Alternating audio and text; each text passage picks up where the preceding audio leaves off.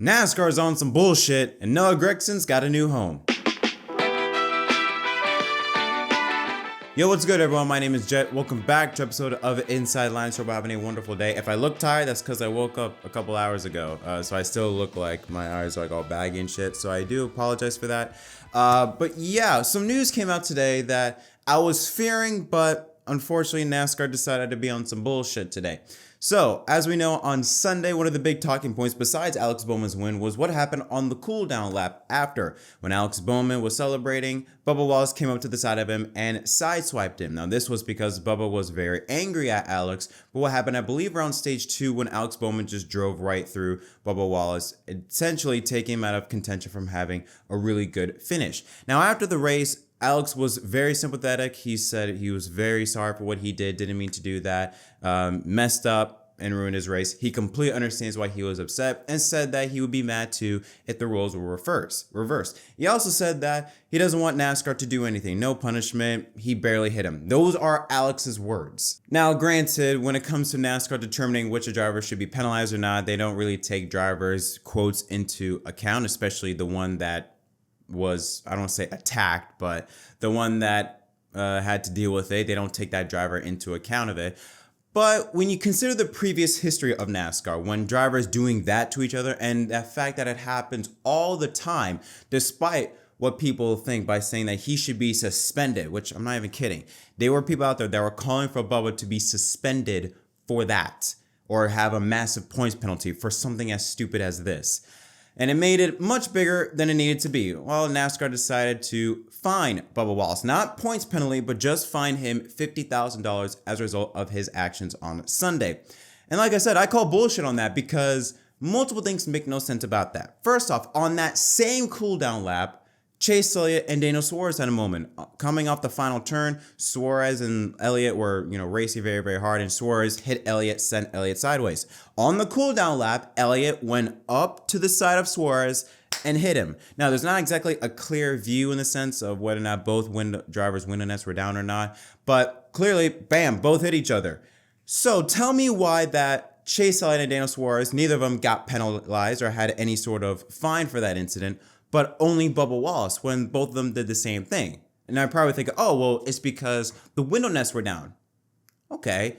Explain then Chase Elliott, Martinsville 2017. Both window nets are down. Elliott mad at Hamlin, hitting him on the side. Exactly the same thing.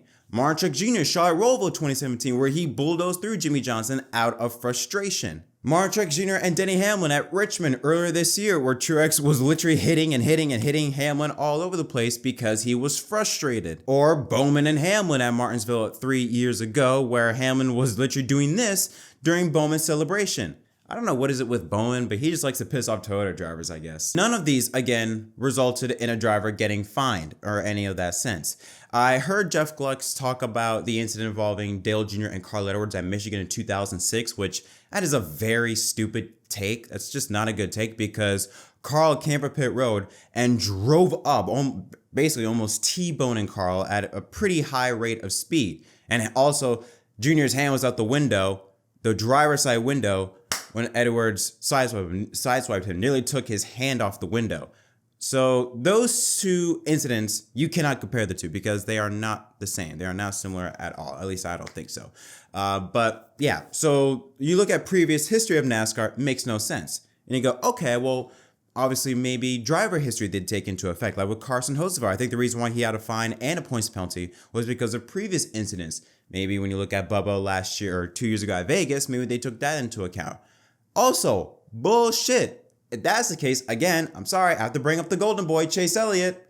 What did he do last year at the Coke 600? Right hook Denny Hamlin head on into a wall out of retaliation. Again, okay, so you cannot take previous history into account because NASCAR has not penalized those drivers. You can't take into account previous driver history because, again, they're not consistent with that. So what is the reason? What is the true reason and the true meaning of all this? And also, does this set a precedent from here on out to the point where it's like, okay, you're not allowed to hit a driver on the cooldown lap? And that's a precedent, then fine. But I can guarantee you, I feel like NASCAR is not going to be consistent with this because this happens all the time. And I think the only reason why it got so much traction is because it was on TV and because so many people were clamoring NASCAR to do something. I think NASCAR caved into that. That's the only reason I see as to why NASCAR decided to fine Bubba. Now, for all the brain rots out there that said that Bubba should be, that the penalty was too soft, that Bubba should be suspended, guarantee you that if it was the 9 car or if it was the 1 car or if it was another popular driver,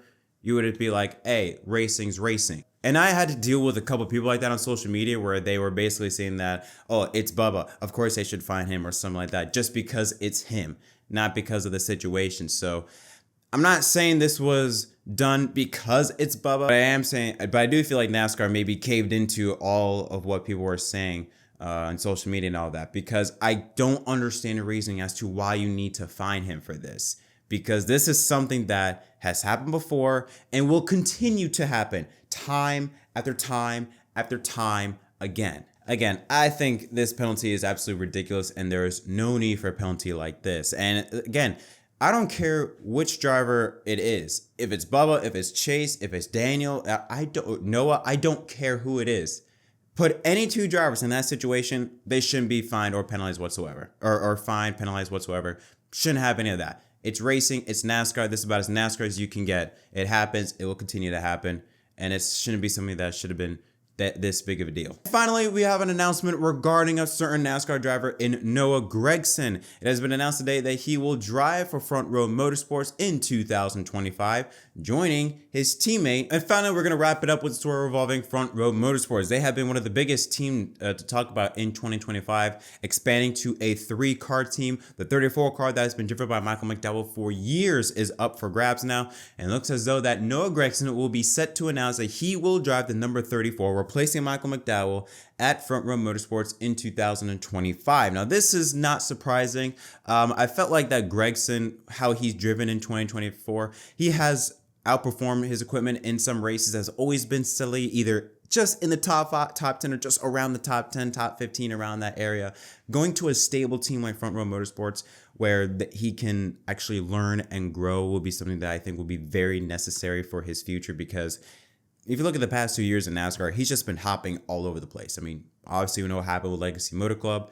Seems though with Stewart-Haas Racing, okay, finally a home. Oh, well, now that's gone. So now he's going to Front Row Motorsports, a team that is going to be set for the long run, that's going to be in NASCAR for a long time, it seems, and set for the future. To have a stable organization like that is something that's going to be very beneficial for a driver like Gragson. So that will be at the moment. Front Row Motorsports has the 34 driven by Gragson and the 38 driven by an extended new contract extension driver of Todd Gillen. Well, there's still one more car for grabs. Remember, FRM bought a charter from Stewart-Haas Racing that will more than likely be the 36 car, and that is expected to go to JR Motorsports driver Sam Mayer. That will make the move up to Cup next year. So it is an interesting group of drivers because all 3, specifically Sam Mayer, very young, but has potential. Even a guy like Todd Gillen, who I feel like this year has stepped up immensely over the past couple seasons. I mean, you look at last year, I think, where he was potentially maybe getting taken out of that 38 ride for a driver like Zane Smith. I mean, Zane Smith replaced Gillen for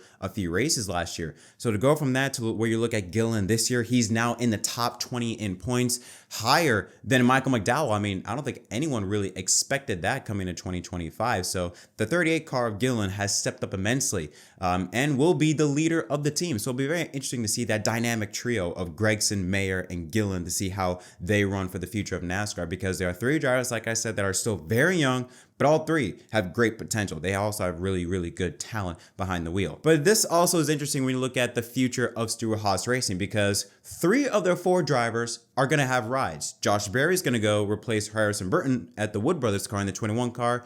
Chase Briscoe's replacing Martin Truex Jr. at Joe Gibbs Racing, and now Gragson replacing Michael McDowell at Front Row Motorsports.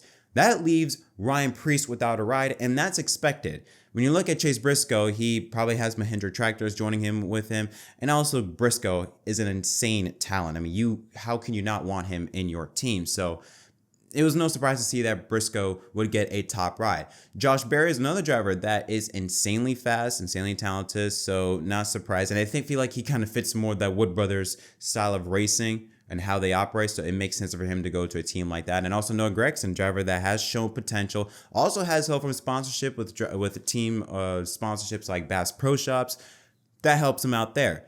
Ryan Preece, on the other hand, doesn't really have much to go off of. Yes, he has had success, won an Xfinity race with Jacobs Racing. He has talent, but doesn't really have money. I mean, let's be honest, his main sponsor probably is Haas Automation, Haas Tooling. So, I don't know. I'm not saying that the path to the Cup Series is closed for Ryan Preece, but I think his only shot of staying in Cup is with the Haas factory team that is set to at least still be in the Cup Series for one charter for 2025. I think that's his only shot, or else maybe he has to relegate back to Xfinity or unfortunately find something else to do. But regardless, silly season is heating up, and I feel like it's gonna get even more intense as the season goes on. You can't tell me now about time. Do you know how many lines I done put down, vibes I done sent out? But we ain't here to dig. I love the market till they come red carpet and kids. Success still the target. Soon I'll be crossing that bridge, but can't bring everybody with me. Family only. I got some people think I owe a favor, barely know me. That's why my focus on the road. It's all I know. I see them sticking